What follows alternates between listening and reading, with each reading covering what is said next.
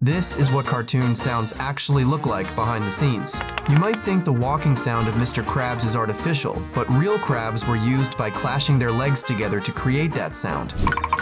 To make the fast-punching sounds of Po, a Foley artist had to punch a balloon at the same speed.